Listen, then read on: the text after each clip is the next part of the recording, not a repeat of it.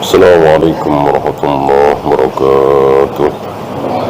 إن الحمد لله نحمده ونستعينه ونستغفره ونعوذ بالله من شرور أنفسنا ومن سيئات أعمالنا.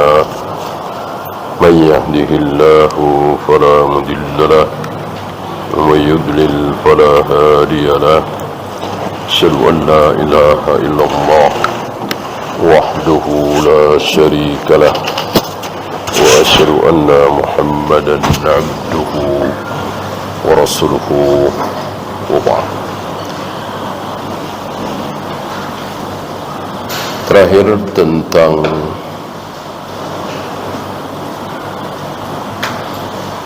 Allah mengikuti persangkaan hambanya, maka wajib bagi kita untuk berprasangka baik terhadap Allah, terutama saat kita tertimpa musibah. Jangan pernah mengatakan Allah tidak akan menolongku, Allah membiarkan aku, Allah meninggalkan aku, dan seterusnya.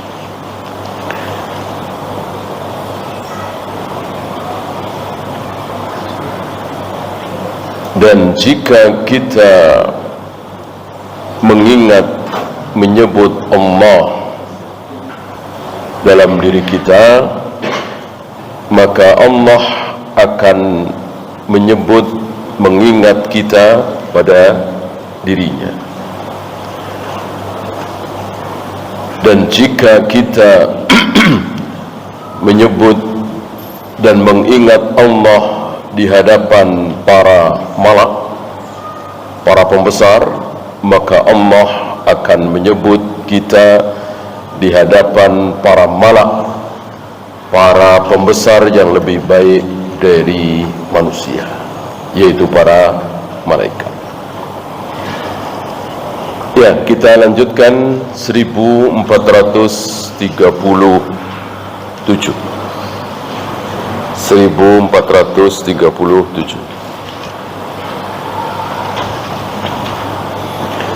Wa an Jabir radhiyallahu anhu qala sami'tu Rasulullah sallallahu alaihi wasallam yaqul.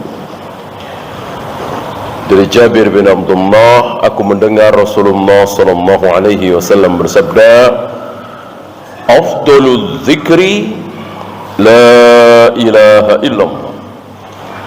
Sebaik-baik zikir adalah la ilaha illallah. Bagaimana tidak sebaik-baik, sementara kalimat ini apabila ditimbang dengan seluruh isi langit dan bumi, lebih berat mana? La ilaha illallah. Dan dengan la ilaha illallah, seseorang darahnya dan hartanya terlindungi. Tanpa la ilaha illallah tidak terlindungi. Artinya boleh diambil dengan aturan tertentu. Ketika seseorang sudah mengucapkan la ilaha illallah, masuk Islam, maka dia hak dan kewajibannya persis seperti kaum muslimin. Adapun yang belum pernah mengucapkan la ilaha illallah berarti kafir, dia tidak punya hak sebagaimana hak kaum muslimin di hadapan Allah dan di hadapan sesama muslim. Dia sakit, berhakkah dijenguk oleh kaum muslimin? Tidak berhak. Artinya kalau kaum muslimin itu menjenguk dia, silahkan, enggak masalah. Beda dengan seorang muslim, dia mati, tidak disalati, tidak dikubur, tidak dikubur di pekuburan kaum muslimin, ya enggak masalah, dia kafir. Dia bersin, taruhlah dia mengucapkan alhamdulillah, dia tidak berhak dengan doa yarhamukallah. Ya,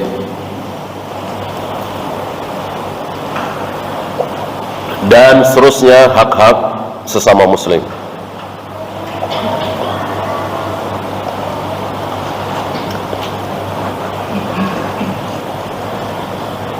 Jadi beda sekali orang yang sudah mengucapkan la ilaha illallah dengan orang yang belum mengucapkan la ilaha illallah, beda sekali dunia dan akhirat. Oleh karena itu marah besar Nabi SAW ketika mendengar Usamah bin Zaid membunuh orang yang sudah mengucapkan la ilaha illallah.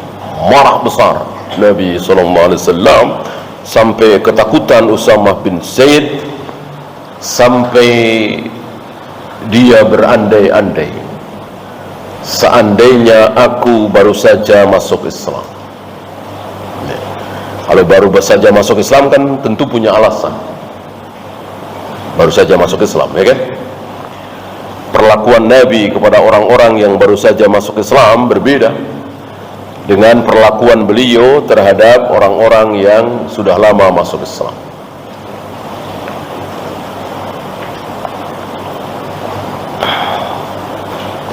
Rawahu Tirmidzi wa qala haditsun hasan.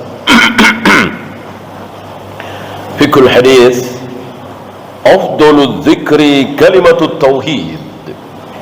Sebaik-baik zikir adalah kalimat tauhid. Li'annaha tashtamilu ala jami'i ma'ani dzikri. Karena ini meliputi seluruh zikir. Tasbih, tahmid, takbir, ta'zim, semuanya tercakup dalam la ilaha illallah. Adakah gunanya orang yang mengucapkan takbir, tahmid, tasbih sementara dia belum mengucapkan la ilaha illallah? Tentu tidak ada gunanya. Seperti tetangga-tetangga kita yang Buddha, yang Hindu, yang Konghucu, yang Yahudi, Nasrani, belum bersyahadat kan? Belum mengucapkan la ilaha illallah, tiba-tiba mengucapkan subhanallah, tiba-tiba mengucapkan Allahu Akbar, tiba-tiba mengucapkan alhamdulillah dan seterusnya. Tidak ada faedahnya, tidak ada gunanya, ya. Wa hiya al-kalimatu allati qamat 'alaiha as-samawati wal ardh. Dengan kalimat tersebut la ilaha illallah, tegaklah langit dan bumi. Langit dan bumi tegak dengan kalimat la ilaha illallah. Langit, bumi dan seluruh isinya menghamba di hadapan Allah, bisa berbicara di hadapan Allah, ya. Benda-benda mati itu tidak bisa berbicara di hadapan kita. Di hadapan Allah bisa, terserah Allah. Dan Allah pernah tawarkan itu pada langit, pada bumi, pada gunung untuk menerima amanah agama ini. Dan mereka tidak sanggup, mereka ketakutan, mereka menolaknya. Wa hamalahal insan, akhirnya manusia yang menerima amanah itu. Berarti kan ada dialog antara Allah dengan gunung, antara Allah dengan langit, antara Allah dengan bumi. Benda-benda mati yang Allah ciptakan tidak bisa berbicara kepada kita, tapi kepada Allah bisa. Wa biha bu'itsal mursalun. Dengan kalimat tersebut diutuslah para nabi, para rasul. Para nabi, para rasul diutus oleh Allah untuk membawa kalimat tersebut, ya. Tidak ada satupun nabi, satupun rasul yang berdakwah kepada manusia kok tidak membawa kalimat ini. Tidak ada, tidak ada. Adapun jihad, ada yang ada yang tidak. Pernah dengar Nabi Ibrahim berjihad? Enggak ada kan? Ada riwayat Nabi Hud berjihad, Nabi Adam, Nabi Nuh, Nabi Lut, Ya, Nabi Saleh berjihad, tidak ada riwayat. Berjihad dimulai dari Nabi Musa alaihi salatu wassalam. Nah, sebelum beliau tidak ada jihad. Yang ada berdakwah, ditolak oleh mayoritas kaumnya. Setelah ratusan tahun azab datang. Begitu kan? Setelah 950 tahun Nabi Nuh berdakwah, ditolak oleh mayoritas umatnya, entah berapa ribu, berapa ratus ribu, berapa juta. Yang menerima cuman 80 orang kira-kira. Yang masuk ke kapal beliau kan 80 orang, 81 dengan beliau. Selebihnya menolak, diazab. Begitu juga Nabi Hud, kaum 'Ad, berdakwah entah berapa ratus tahun, ditolak oleh mayoritas umatnya kaum 'Ad, diazab. Begitu pula Nabi Saleh terhadap kaum Samud, ratusan tahun berdakwah, ditolak oleh mayoritas umatnya, diazab, dan begitu seterusnya. Mulai zaman Nabi Musa ada perintah baru dari Allah. Apa? Jihad. Jihad fi sabilillah.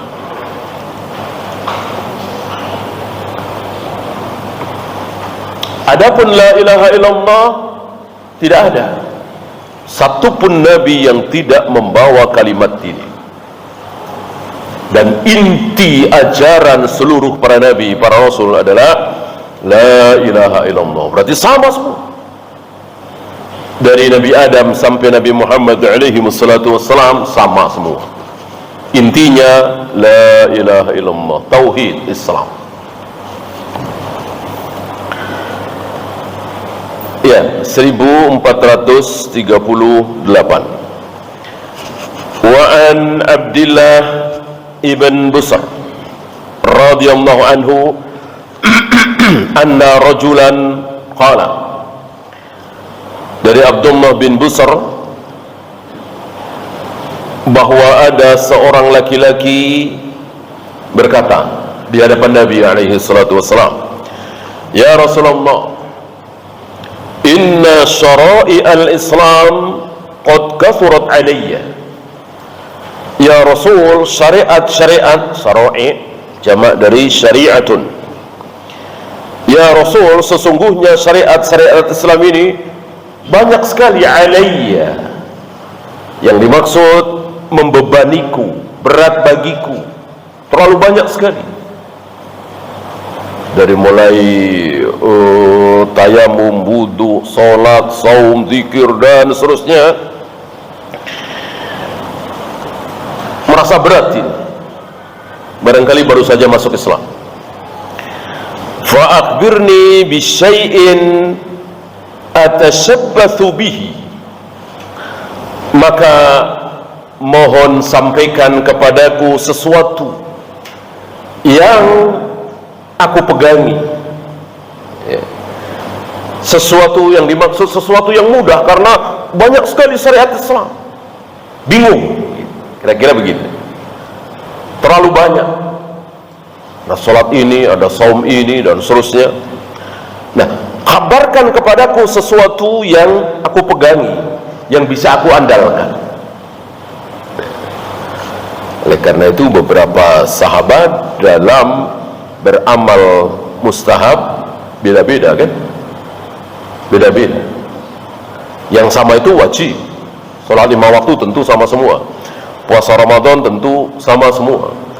Setelah itu menonjol di ibadah-ibadah tertentu ya. Ada yang sholatnya biasa-biasa saja, saumnya biasa-biasa saja, bahkan cenderung hanya melakukan yang wajib. Tapi sebelum orang itu datang, Nabi mengatakan sebentar lagi akan datang calon penghuni surga. Nah, datang orang itu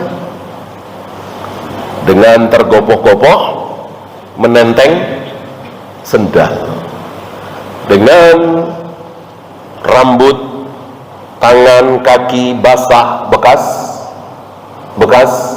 wudu. Itu bukan terjadi sekali, tapi 3 kali. Mungkin besoknya, lusa, dan seterusnya. Di hadapan para sahabat, Nabi mengatakan sebentar lagi akan datang kemari calon penghuni surga. Datang lagi orang itu dengan keadaan yang sama, menenteng sendal dan wajah, kaki, rambut basah bekas wudu, sampai 3 kali. Di situ ada siapa? Masih ingat? Di situ ada Abdullah bin Amr bin As. Maka penasaran Abdullah bin Amr bin As. Antum tahu Abdullah bin Amr bin As bersaing dengan Abu Darda, bersaing dengan Ibnu Umar, ahli ibadah, ahli ibadah. Abdullah bin Amr bin As penasaran, seperti apa ibadahnya orang ini, kok dikatakan oleh Nabi calon penghuni surga. Dan seterusnya, antum tahu kisahnya lumayan panjang.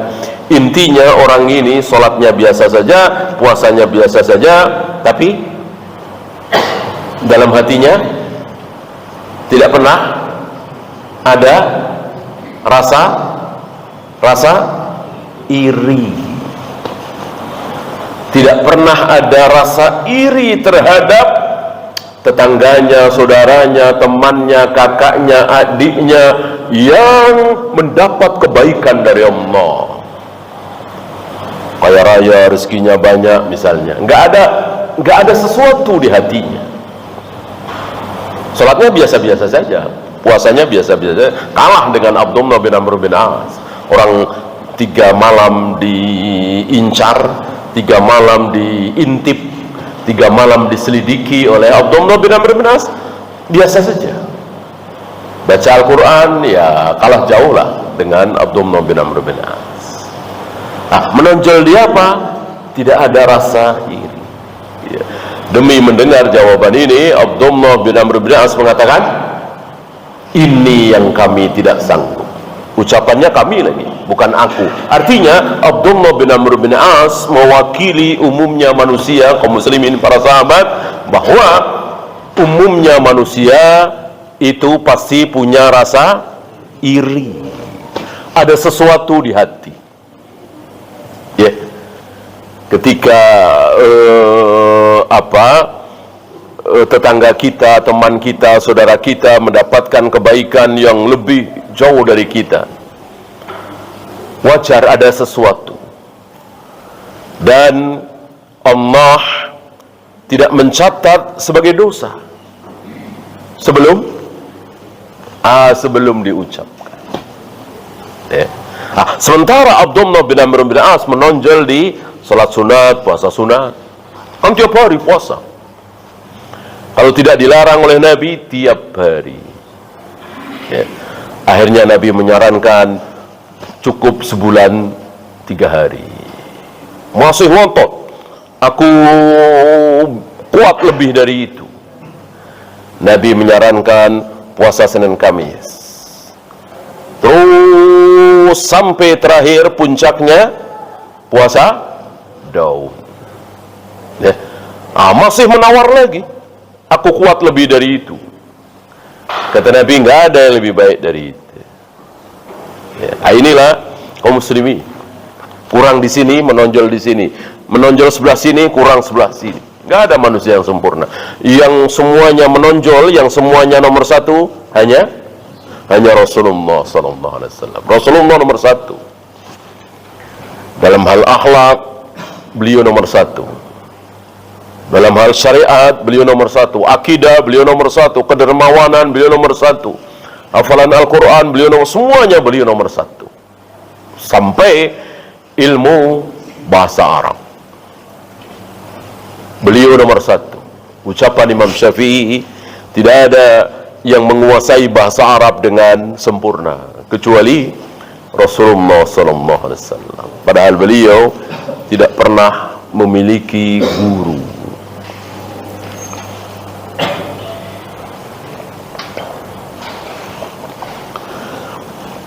Ya Rasulullah, kabarkan kepadaku, sampaikan kepadaku satu hal yang bisa aku pegangi, aku andalkan. Nabi menjawab, la yazalu lisanuka ratban min dzikrillah. Jadikan bibirmu, lisanmu, lidahmu selalu basah. Basah dengan zikrullah. Ini menunjukkan bahwa zikir harus dengan zikir yang sebenarnya, ya, bukan tafakur, tadabbur. Zikir harus dengan gerakan lisan, gerakan bibir. Maka dikatakan oleh Nabi, ratban. La yazalu, la yazalu kan sama dengan kana, kan? Kana wa hawatiha. Maka memansubkan khobar. Maka bukan rotbun di sini, tapi rotban. Mansub, dimansubkan oleh la yazalu. Jadikanlah lisanmu selalu basah oleh zikir. Maka ketika lisan kita tidak bergerak, ketika bibir kita tidak bergerak, lalu merasa sedang berzikir, ini tidak pas, ya. Kecuali tadabbur, tafakur, jelas itu di hati, tanpa gerakan lidah, tanpa gerakan bibir. Tafakur, tadabbur ini lebih besar lagi, karena kan dengan hati. Adapun zikir, wirid, itu dengan gerakan bibir, dengan gerakan lisan. Kalau tanpa gerakan bibir, tanpa gerakan lisan, dalam hati, itu bukan zikir, tapi tafakkur, tadabbur. Rawahu Tirmidzi wa qala haditsun hasan. Bikul hadis, al-hassu ala mudawamati dzikr. Anjuran untuk mendawamkan zikir. Seperti pembahasan yang sudah-sudah, bahwa daripada kita bengong diem saat di halte, saat di stasiun, saat di pesawat, bus, kereta, dan seterusnya, isi dengan zikir. Banyak sekali bisa kita pilih. Kalau antum mau yang ringan di lisan, tapi di timbangan, subhanallah wa bihamdihi subhanallahil azim, ringan sekali. Tidak perlu energi yang banyak untuk mengucapkan kalimat ini, diulang-ulang. Nanti akan berat di timbangan kita, insyaallah ta'ala. Zikir-zikir yang lain, la ilaha illallah tadi, afdalul zikri, kita bisa pilih, tapi jangan dihitung. Kecuali hitungan dari Nabi 33, 25, 100, 3, ya. Kalau yang bukan dari Nabi tidak boleh.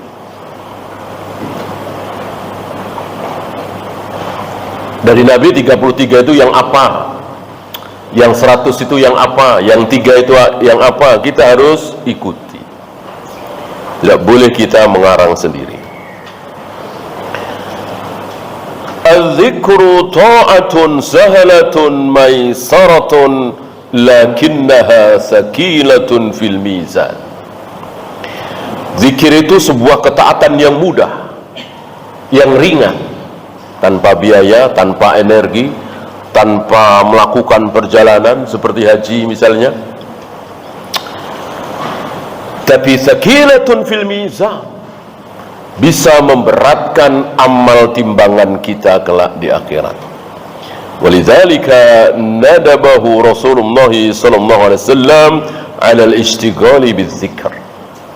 Oleh karena itu Nabi sallallahu alaihi wasallam merangsang kita, menganjurkan kita untuk menyibukkan diri dengan zikir. Menyibukkan diri dengan zikir. Kemudian al-haditsu hujjatun tadmagu bid'ata dzikrin nafsi. Ini tadi. Hadis di atas merupakan hujjah yang membatalkan, hujjah yang membantah bid'ahnya zikir nafsi. Ya. Apa? Yaitu tadi, bibir tidak bergerak, lidah tidak bergerak, jadi secara nafsi saja di dalam hati mengucapkan subhanallah atau alhamdulillah atau Allahu akbar atau la ilaha illallah dan seterusnya, tapi tanpa gerakan bibir, tanpa gerakan lidah. Ya. Fala budda min taharrukil lisan bidzikri, maka tidak boleh tidak yang namanya zikir itu harus ada gerakan lidah. Hatta yu'addu dzikran, maka ini baru disebut dengan zikir. Wa amma hadithun nafsi fala yaqa'u alaihi musammal kalam. Adapun hadithun nafsi, kata-kata yang ada dalam hati kita, ini tidak bisa dikatakan sebagai kalam, tidak bisa dikatakan sebagai ucapan, ya, kecuali tadi tafakkur, tadabbur. Man jahula amran lazimahu ayas'ala ahlal ilm. Barang siapa yang bodoh, tidak mengetahui satu perkara, maka mau tidak mau dia harus bertanya kepada ahli ilmu. Fas'alu ahla dzikri in kuntum la ta'lamu. Lihat sahabat tadi bertanya kepada Nabi sallallahu alaihi wasallam. Jadi tidak benar kalau orang tidak tahu tentang satu ilmu lalu dia buka-buka Al-Quran, buka-buka Sahih Bukhari, buka-buka Sahih Muslim, buka-buka Sunan Abu Daud, Nasai, Tirmidzi. Ini enggak benar. Bukan begitu caranya. Kalau enggak tahu nanya kepada ahli ilmu. Ya. Jadi kita baca tafsir, baca Sahih Bukhari, syarahnya dan seterusnya bukan dalam rangka untuk menyelesaikan sebuah permasalahan, tapi dalam rangka belajar. Ingat, kita bukan ulama. Kita bukan ulama. Kalau ulama, iya, Al-Quran sudah hafal, Sahih Bukhari, Sahih Muslim sudah hafal, minimal tahu letaknya lah. Ya, kita semua bukan ulama. Antum bukan ulama, saya bukan ulama. Oleh karena itu tidak begitu caranya. Kalau kita punya satu permasalahan yang kita tidak tahu, tanya kepada ahli ilmu. Bukan kemudian tiba-tiba langsung baca Ibnu Katsir, baca Sahih Bukhari, baca Fathul Bari. Tidak seperti itu. Ya. Sama ketika kita sedang sakit. Ketika kita sedang sakit, kepala pusing, meriang, demam tinggi, perut sakit misalnya, tentu kita akan datang kepada dokter, ya kan? Kita datang kepada dokter biar si dokter memeriksa kita. Oh, sakit anu, dikasih obat ini, kan gitu. Apa iya ketika antum sakit lalu antum masuk ke perpustakaan kedokteran gitu? Kan nggak begitu kan? Atau baca-baca di internet? Tidak seperti itu. Sesuatu yang salah itu. Ya. Maka fas'alu ahla dzikri in kuntum la ta'lamun. Ya. Ayat ini dipakai oleh para ulama untuk menjawab apakah di Al-Quran segala permasalahan dibahas. Jawabnya iya. Apakah di Al-Quran ada jawaban bagaimana cara mengurus ternak, cara mengurus pertanian, atau kalau sekarang cara bikin mobil, bikin motor dan seterusnya. Jawabannya ada. Apa ayat tadi? Fas'alu ahla dzikri in kuntum la ta'lamun. Jika kalian tidak tahu tentang satu ilmu, tanyakan kepada ahlinya. Tanyakan kepada ahli ilmu. Ayat ini min jawami'il kalim. Ucapan yang ringkas padat tapi bisa menjawab ratusan bahkan ribuan pertanyaan. Ribuan pertanyaan dijawab oleh satu ayat tadi.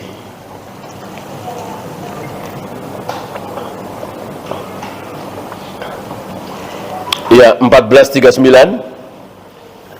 Wa an Jabirin radhiyallahu anhu 'anil Nabi sallallahu alaihi wasallam qala: Man qala subhanallah wa bihamdihi ghurisat lahu nakhlatun fil jannah.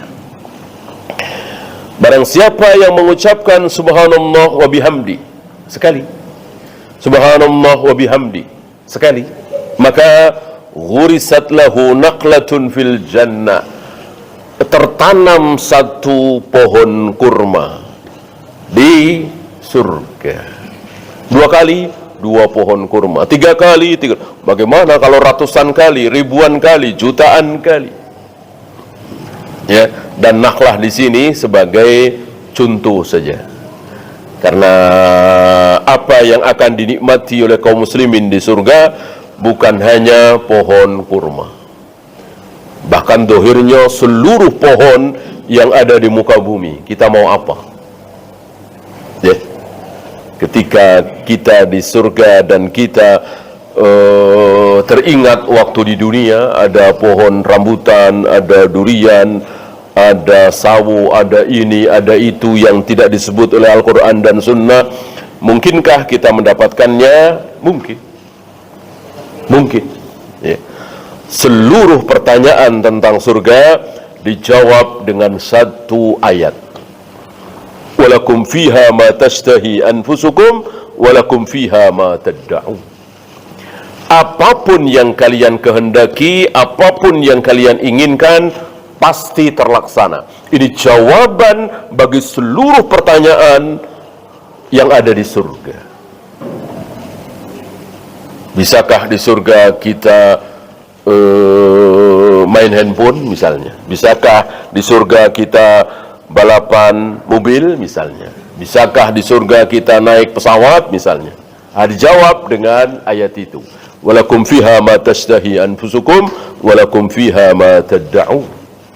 Apapun yang kalian inginkan, apapun yang kalian kehendaki, pasti terjadi, pasti terlaksana. Oleh karena itu ketika Nabi ditanya tentang surga oleh petani, oleh pedagang dan lain-lain, Nabi tidak pernah menjawab tidak. Ya Rasul, apakah di surga ada pasar? Nah, pedagang, hobi dagang, kesehariannya dagang.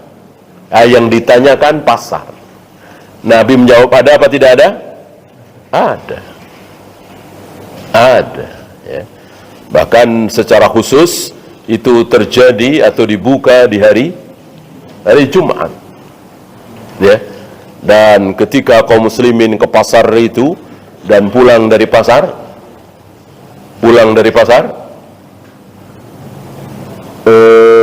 istrinya, keluarganya kaget. Kenapa? Kok jadi setampan ini? Gitu. Kata istrinya, kok jadi setampan ini? Masih ingat kalau itu suaminya? Gitu ya. Pulang dari pasar tambah tampan. Kita pulang dari pasar, belepotan lah, keringetan lah ya. Apalagi pasar becek ya. Kelak di surga pulang dari pasar luar biasa. Dan si suami ini melihat istrinya yang nunggu di rumah ini kaget juga. Kok engkau menjadi secantik ini? Itu tiap Jumat, tiap pekan Ya, selalu seperti itu. Gimana akhirnya? Tambah tampan tiap minggu, tambah cantik. Kayak apa? Kayak apa bahagianya surga itu? Bagaimana sesuatu yang Allah iming-imingkan seperti ini, lalu kita tidak semangat, tidak antusias, malah justru kita semangat di dunia yang sampah, yang bagai kambing ini. Ya, biarkanlah orang-orang kafir yang menikmati dunia ini. Kita kaum muslimin insyaallah menikmati yang kekal abadi nanti di jannah.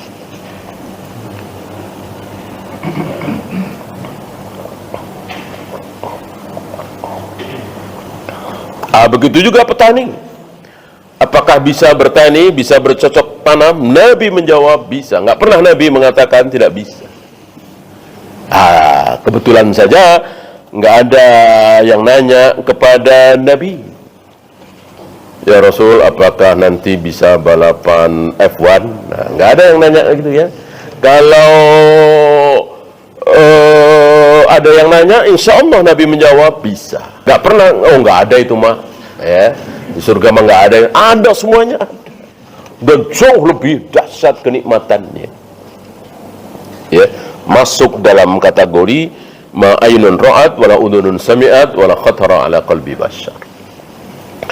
Belum pernah terlihat oleh mata, belum pernah terdengar oleh telinga, belum pernah terbayangkan oleh hati siapapun.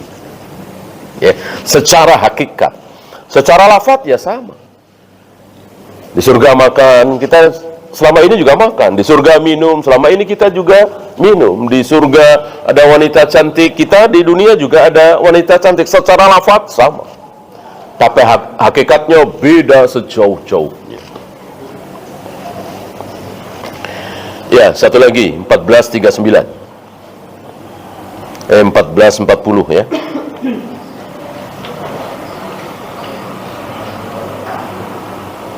1439 beliau mengatakan rawahu Tirmidzi wa qala haditsun hasan. Sedikit beliau membahas tentang derajat hadis ini. Beliau mengatakan sahihun bi syawahidihi. Sahih tapi berdasarkan syawahid.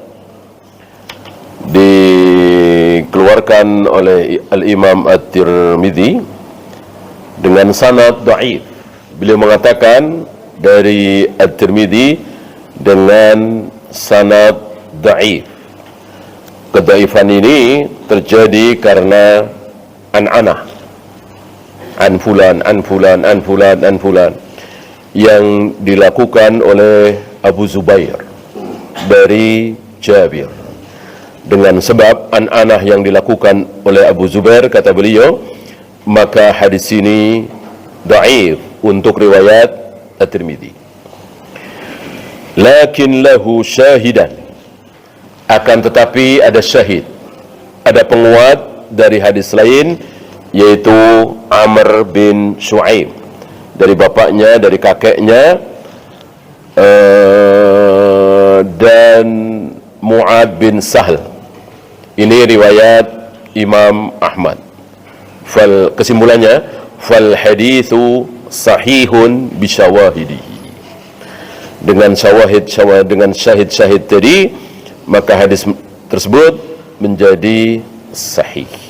Ya, maka wajib kita imani bahwa setiap kita mengucapkan subhanallah wa bihamdihi, sekian doang nih, bukan yang berat di timbangan, subhanallah wa bihamdihi subhanallahil azim.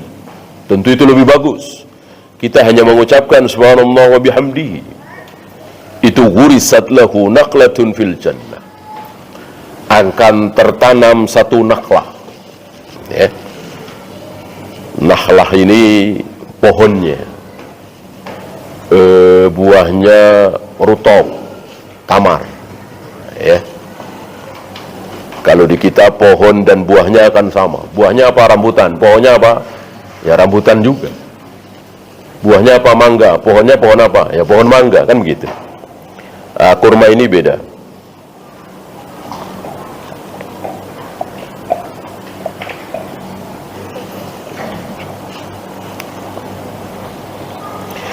Dan hadis-hadis seperti ini, terutama tentang surga tadi, akan lebih menjadikan kita faham, meyakini, beriman bahwa Allah betul-betul punya tangan, Allah betul-betul punya wajah, Allah betul-betul turun ke langit dunia setiap sepertiga malam, Allah betul-betul bersemayam di atas arsy dengan hakikat yang wallahu a'lam. Adapun lafadznya bukan wallahu a'lam. Tidak boleh kita mengatakan tangan Allah itu maksudnya apa, wallahu a'lam. Wajah Allah itu maksudnya apa, wallahu a'lam. Tidak boleh. Kalimat ini keliru. Ini tafwid namanya. Nah, untuk surga saja yang bukan Allah, yang bukan Khaliq, yang dia adalah makhluk ciptaan Allah, itu tidak ada persamaannya dengan apa yang ada di dunia ini. Walaupun di sana makan, di sini makan, di sana minum, di sini minum, di sana ada wanita cantik bidadari, di sini juga ada wanita cantik dan seterusnya. Tapi secara hakikat beda. Mana dalil tadi? Belum pernah terlihat oleh mata siapapun, belum pernah terdengar oleh telinga siapapun, belum pernah terbayang di hati siapapun. Berarti kan nggak ada persamaannya sedikit pun. Itu baru surga. Apalagi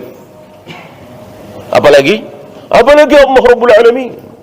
Lebih tidak ada persamaannya lagi.